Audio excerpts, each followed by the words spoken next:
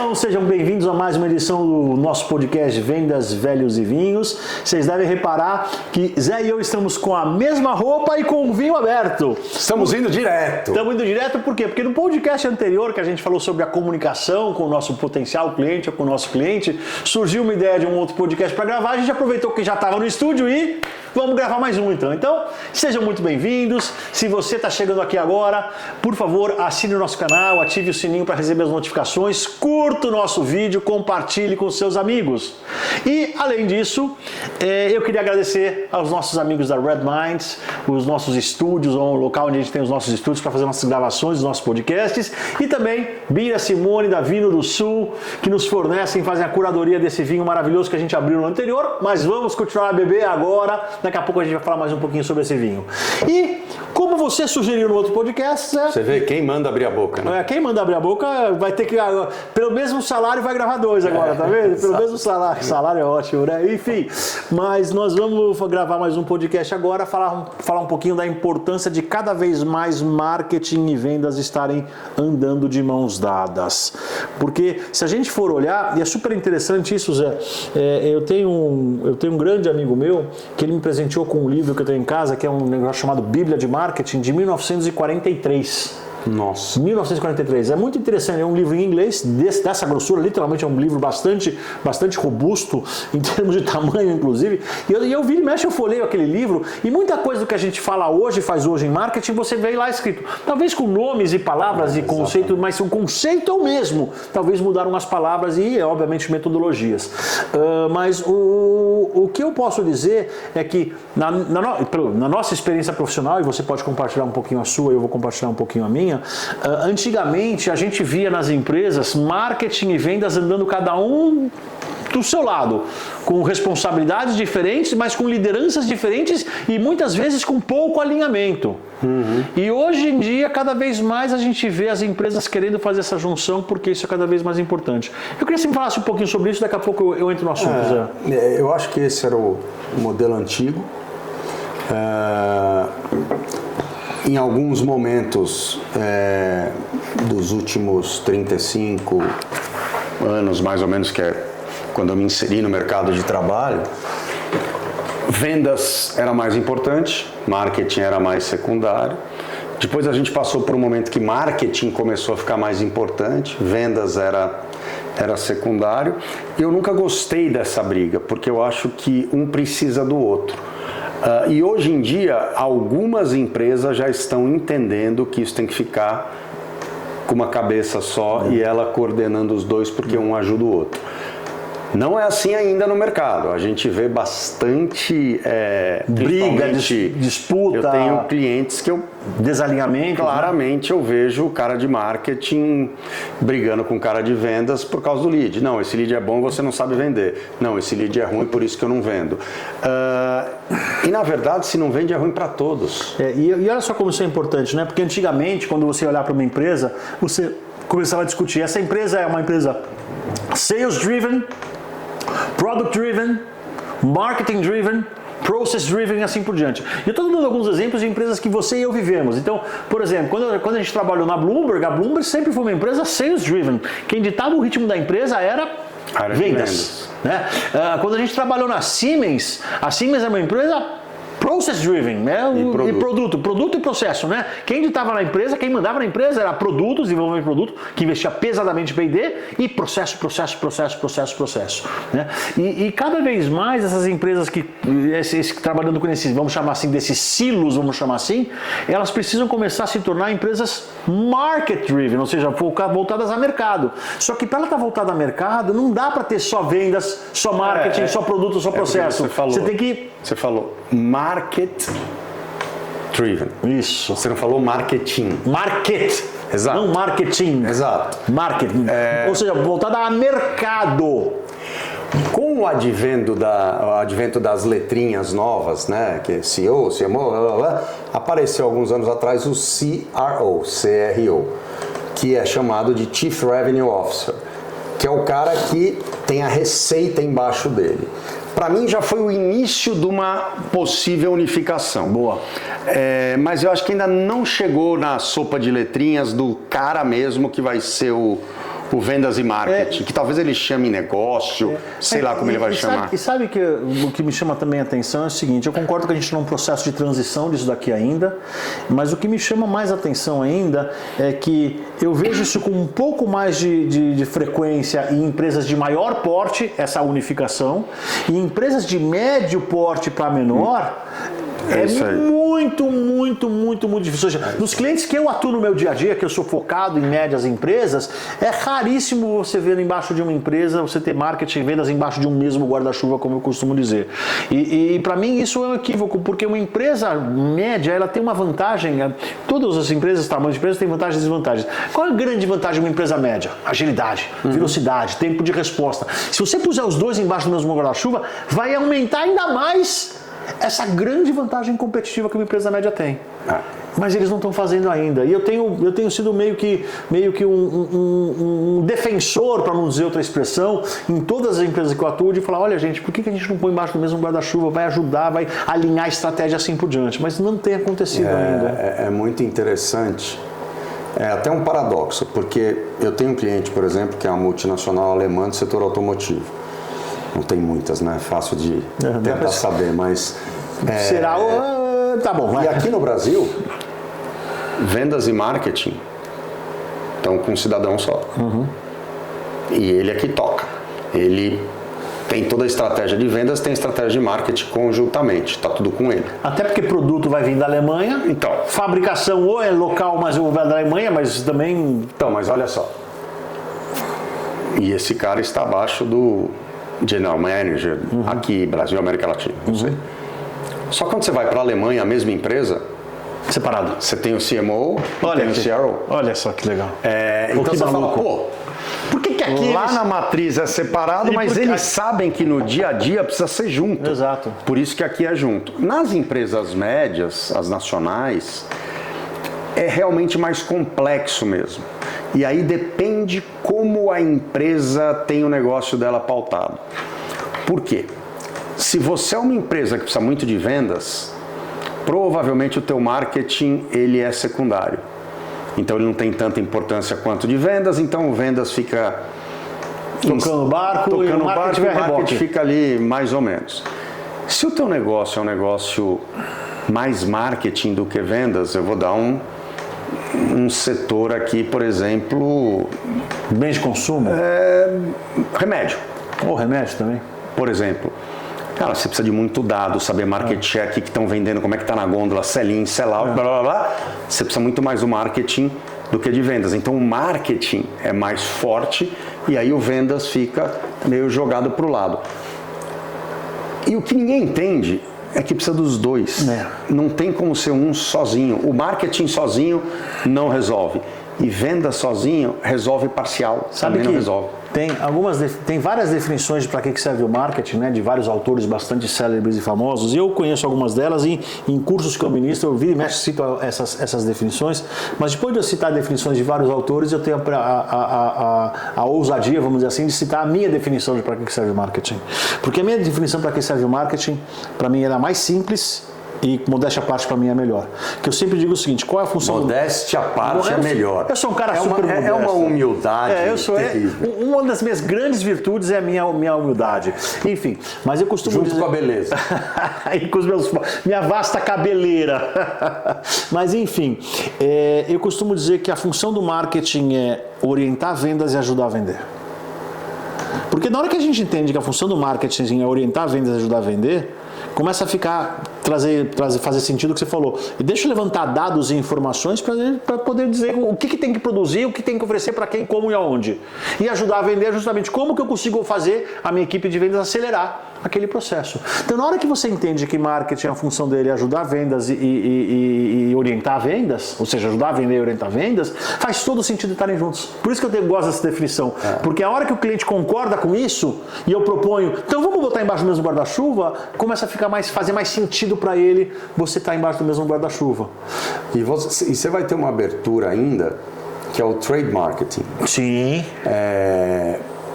E o trade marketing é mais natural, tá com a área de vendas. Eu lembro há mais de 20 anos atrás. Explica o que é trade marketing para quem não conhece, Zé, porque nem todo mundo está nos assistindo conhece. Trade marketing é um marketing do ponto de venda, o marketing da rua, o marketing de onde o teu produto está, que o cliente vai ver. Quando você vai no supermercado, por exemplo, Isso. vamos exemplo do supermercado. Você vai no supermercado e tem uma menininha lá com um patê de requeijão e te dando lá a amostra. Isso é uma atitude de trade marketing. Ou como o seu produto está na gôndola. Isso é uma estratégia, um trabalho de Ou trade se você marketing. tem, de repente, na gôndola uma faixa com o nome do seu produto, alguma coisa. Tudo isso é Por trade exemplo, marketing. isso, tudo Se isso entra num bar, num restaurante, tem um cartaz de uma bebida, por exemplo, isso é trade marketing. Isso. Então pronto, agora Aí tem continua. ação de trade marketing. Isso. Você está no bar, para o carrinho da Red Bull, Isso. com todo mundo dando Red Bull. Isso é Bom, explica o trade, vai lá. Isso está embaixo de venda. Trade já há muitos anos, há 20 anos atrás eu tive uma área de vendas que tinha trade embaixo. De uma multinacional enorme. Então assim, já era alguma coisa que, já que o cara vende, ele sabe, porque aí também tem outro conceito para explicar para vocês, sell-in e sell-out.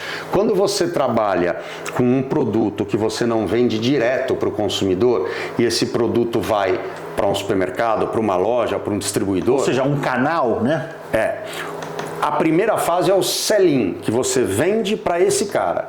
E quando o consumidor compra aqui na fase final, você chama de sell-out. Então, geralmente, o sell-in é feito por vendas, o sell-out, o trade marketing ajuda para fazer virar. Tanto é que, só para terminar o assunto, quem daqui está acostumado a ir em supermercado, vira e mexe, você vai ver em supermercado repositores. E na grande maioria dos supermercados, o repositor é fornecido pela indústria.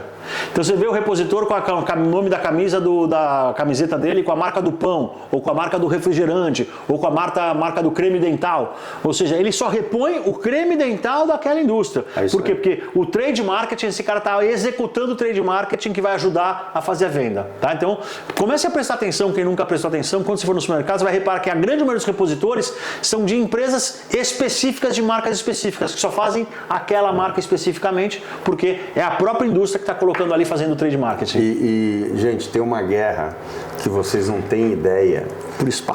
Por espaço na gôndola, porque chega lá, vamos falar aqui de chocolate, Lacta e Nestlé, vai. Chega o repositor da Lacta e ele vai lá na gôndola, ele mexe para aparecer mais os produtos da Lacta. Aí o cara da Nestlé tenta saber o horário que o cara da Lacta vai para ele ir depois. Porque ele sabe que a Lacta já veio, então ele vai lá e coloca o da Nestlé de forma... Eu falei qualquer marca aqui, tá, gente? E por isso é tão importante que você está falando, Zé, mas eu sei que a gente está desviando um pouquinho, mas acho que é interessante comentar para quem não sabe, né? Por isso que é tão importante a indústria não deixar ter o que a gente chama de ruptura no ponto de venda. O que é ruptura? Falta do produto. Eu sou da Lacta e faltou chocolate ao leite. Faltou chocolate ao leite, o que vai acontecer na gôndola? Vai ficar um buraco na gôndola. Quando fica buraco na gôndola, o que acontece? Não vende. Não só não vende. A Nestlé fala, opa, tem buraco aqui, deixa eu pôr o meu. E ela vai, é fio dela. E quando você vai ver, você vai perdendo espaço de prateleira, espaço de gôndola. E claro, quanto menos espaço na gôndola, menos você vai vender. Olha que coisa interessante, Flávio. Como a unificação é o melhor caminho. Claro. Nós estamos falando de trade, a gente está falando de ponto de venda de gôndola do supermercado, correto? Perfeito. E se vamos ao exemplo, se eu como Lacta, nesta semana, paguei horário nobre do Jornal Nacional para anunciar o produto X. Então eu, marketing, consegui um puta do negócio, fiz uma propaganda legal, vai sair no Jornal Nacional, produto... maior ibope que tem do horário e tal, esse produto tal. Se vendas não vendeu para o supermercado... E se o trade não executou bem feito... Você jogou dinheiro fora. Jogou dinheiro fora, porque a pessoa vai no supermercado e não encontra. Você jogou dinheiro frustrada.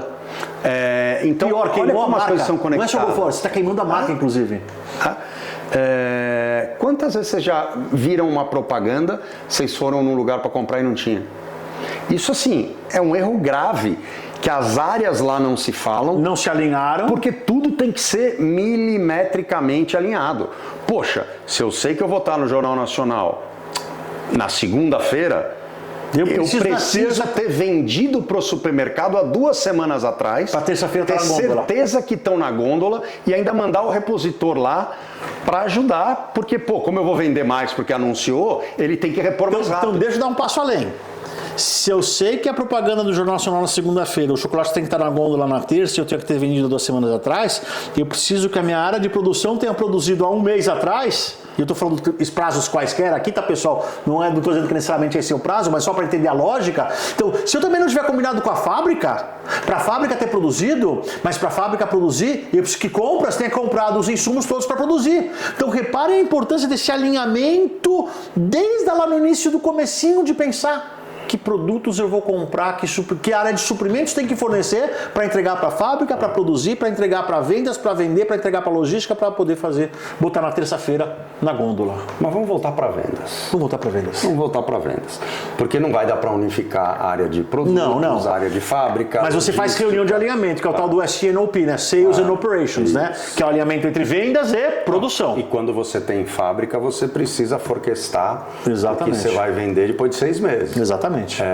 E é uma bananosa. Eu sei porque eu já passei por isso também. Porque quando sobra, você tem que se virar com o que sobrou e vender.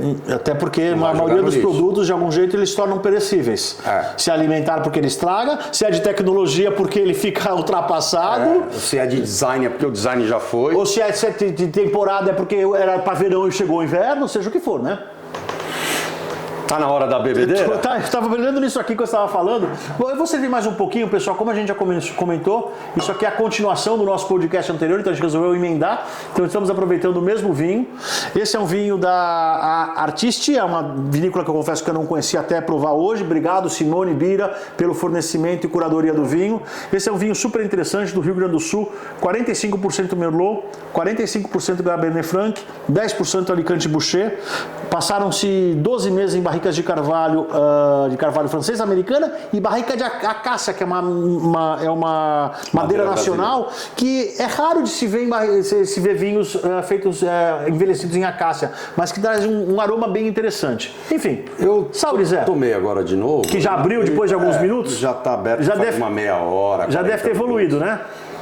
Já está bem, mas de novo eu te falo, eu acho que esse vinho é um vinho gostoso de você ir tomando. Delícia. Sem pressa, tranquilo, conversando. Batendo um papo como esse nosso aqui, jogando papo fora. Comida, nada, tranquilo. Não tem, tomando aguinha sempre, né? Não tem grande complexidade, aliás, mas esse muito. É o melhor recado para você que não está acostumado a tomar vinho e quer começar a tomar vinho.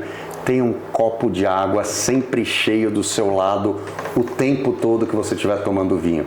Ele ajuda demais. Para cada taça de vinho que você tomar, 1,5 copo, 2 copos de água ajudam bastante. Eu não consigo tudo isso. Mas... o meu está aqui andando, eu estou tomando.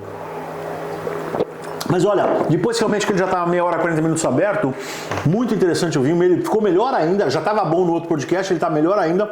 Mas como você falou, vinho fácil, gostoso, aroma muito bom no nariz, na boca. Tranquilo de bem tomar. Equilibrado, gostosinho. Olha, realmente, obrigado, Bira, Simone. Acertaram mais uma vez na mosca. Mas vamos voltar, você falou, vamos voltar para venda. Então vamos lá, Zé. Então, eu acho que a gente já falou o porquê é importante você ter essas duas áreas se comunicando e trabalhando junto. Mas como é que a gente define os ganhos dessas áreas trabalhando juntas, frente elas trabalhando separado? Como é que a gente consegue chegar e falar assim, olha, eu prefiro unificar a área de vendas e marketing da minha empresa porque eu vou ganhar tanto mais. E eu não estou nem falando de economizar, tá? De você falar, tem 10 pessoas aqui, 10 aqui, eu vou juntar, em vez de 20 vão ficar 15. Não é isso. Eu estou falando em relação a ser melhor mesmo, né? Nossa, Zé. E assim, é complexo, mas no fundo, tem um indicador só. Para mim é vendas. Aumento de vendas. Para mim é vendas. Aumento de vendas. Pessoal, a gente já falou algumas vezes em outros podcasts, a gente não combina, quer dizer, a gente combina o tema, mas o que cada um vai falar, a gente não combina. Então, quando você me fez essa pergunta, eu comecei a pensar, meu Deus do céu, como é que eu vou conseguir? A única coisa que veio na minha cabeça é exatamente essa, é aumentar vendas. Ou seja, quanto que eu estou projetando de vendas? Eu projetei vender 10, eu consegui vender em vez de 10, vender 11, opa, então, quer dizer, obviamente, quando você fala em aumento de vendas, tem um monte de fatores que podem levar ao aumento de vendas. O aumento de vendas, a gente estava falando de chocolate agora há pouco, se de repente o meu concorrente comeu bola e deixou ter ruptura no supermercado, eu simplesmente posso aumentar vendas porque eu tinha produto disponível, o concorrente não tinha. Então, acabou, não levei da Garoto, levei da Lacta nos dois, era Nestlé que você tinha usado, Nestlé e Lacta, né? Não tinha Nestlé, tinha Lacta, a Lacta vendeu. Pode ser um fator. E eu acho que esse é o grande desafio, esse é o grande eu acho que a melhor palavra realmente é desafio quando a gente pensa em marketing, e vendas não, mas quando a gente pensa em marketing, é calcular retorno sobre investimento, justamente por causa disso, porque tem tantos fatores que podem levar ao aumento de vendas, que o marketing não tem a menor dúvida que é um deles, mas ele não é o único, mas seguramente eu acho que é uma das métricas interessantes. Mas olha só que legal, hoje você pega uma empresa tradicional, ela chega e fala assim, senta com o CMO, o CFO senta com o CMO e fala, tua verba de marketing do ano é tantos bilhões, tantos milhões, sei lá. Que normalmente é calculado sobre um percentual do faturamento que varia de 1 a 4% de faturamento, depende do segmento, do tipo de empresa e assim por diante. Aí o cara vai esquartejar o budget e colocar em várias coisas. Às vezes ele pergunta pro cara de vendas, o que o cara de vendas acha. O que você acha, né? Às vezes não, às vezes ele aloca lá e tal. Mas quando está embaixo do mesmo guarda-chuva fica mais fácil de fazer esse alinhamento, né? Então, aí o CFO vem, depois de 6 meses, chama o CMO e fala assim, então filho, vamos cortar. Olha aqui o que eu te dei de budget. Cara, a gente não está vendendo mais. Não, mas aí é porque o pessoal de vendas e tal, começa a briga Jogo de novo. Só de não ter a briga, você ganha já.